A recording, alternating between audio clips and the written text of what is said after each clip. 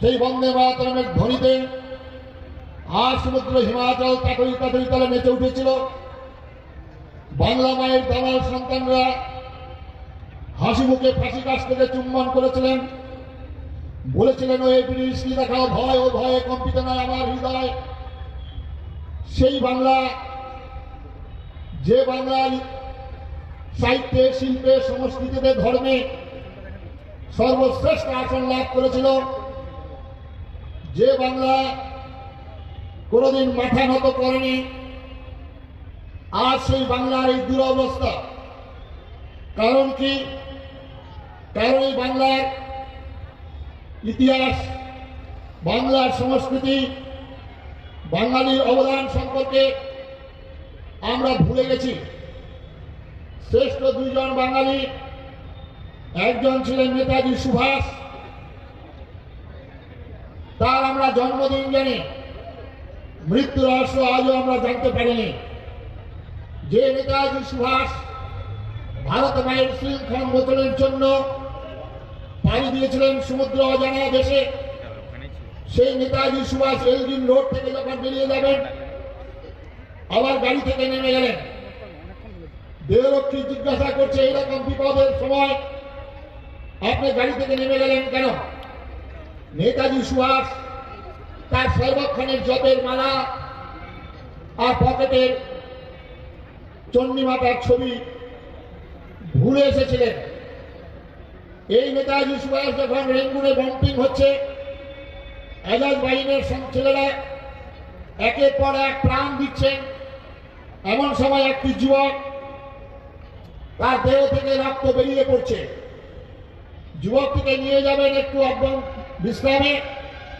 যুবকটি বলছে, আমাদের নেতাজি বলেছেন তোমরা আমাকে রক্ত দাও, আমি তোমাদের স্বাধীনতা দেব। আমার দেহের সমস্ত রক্ত উজাড় করে দিয়েছি, এখন ভারত মা মুক্তি পাবেন তো? এহেন নেতাজিকে আমাদের এই বাঙালি রাস্তায় রাস্তায় মিছিল, গাধার টুপি পরিয়ে টাইগারকে কুত্তা বলে মিছিল বের করেছিলাম, বাপকেও ছাড়বে না। এইরকম বাঙালি আজও আমরা মৃত্যু রহস্য উদ্ঘাটন করতে পারিনি। আর একজন বাঙালি, যার কথা না বললেই পশ্চিমবঙ্গের ভূমিতে দাঁড়িয়ে থাকতে পারতেন না। যারা কীর্তন করছেন, যারা মঠ মন্দির করছেন, যারা বিভিন্ন আশ্রম কীর্তন, যারা ব্যবসা বাণিজ্য এই পশ্চিমবঙ্গের মাটিতে দাঁড়িয়ে করছেন, তাদের উদ্দেশ্যে বলি, সেই একজন বাঙালি, যে বাঙালি না থাকলে আমরা এখানে থাকতে পারতাম কিনা সন্দেহ। সেই বাঙালি হচ্ছেন আমাদের ডক্টর শ্যামাপ্রসাদ মুখার্জি। এই শ্যামাপ্রসাদ মুখার্জির জন্য আমরা আজকে পশ্চিমবঙ্গে, না হলে এটাও আমাদের চলে যেত। তিনি আমার সেখান থেকে ছিনিয়ে নিয়েছিলেন এই বাংলার বাঙালি হিন্দুদের জন্য।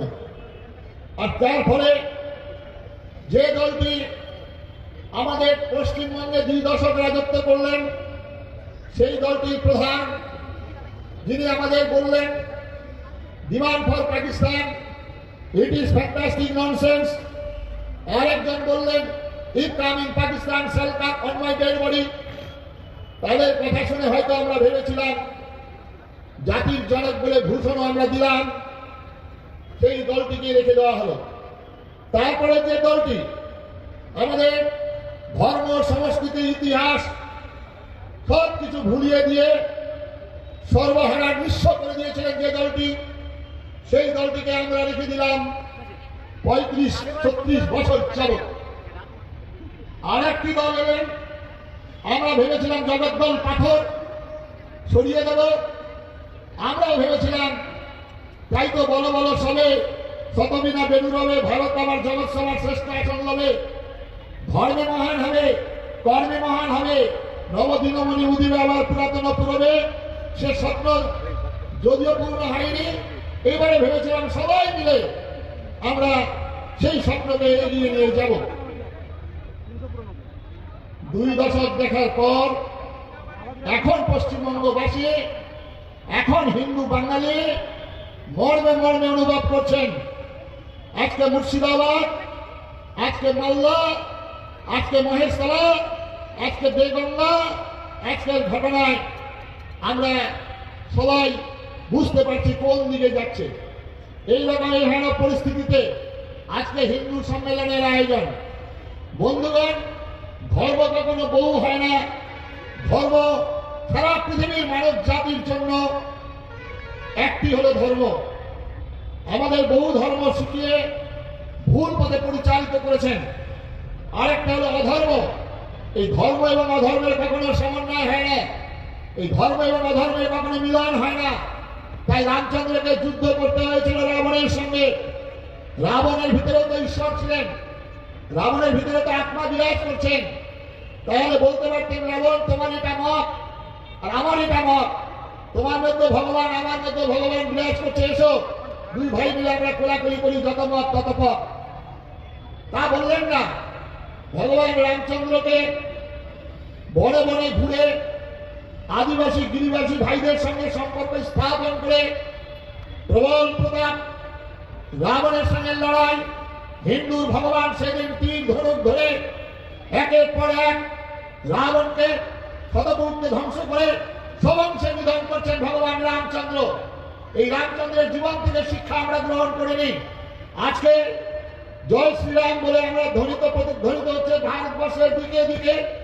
আমি অনুরোধ করবো, বিনম্র নিবেদন করব, জয় শ্রীরাম যারা বলছেন তাদেরকে আদিবাসী গিরিবাসী ভাই বোন যারা আমাদের সমাজের মুচি মেথর হানি ডোম চারল চন্ডাল, তাদের সঙ্গে সম্পর্ক স্থাপন করুন, তাদের বাড়িতে যান, তাদের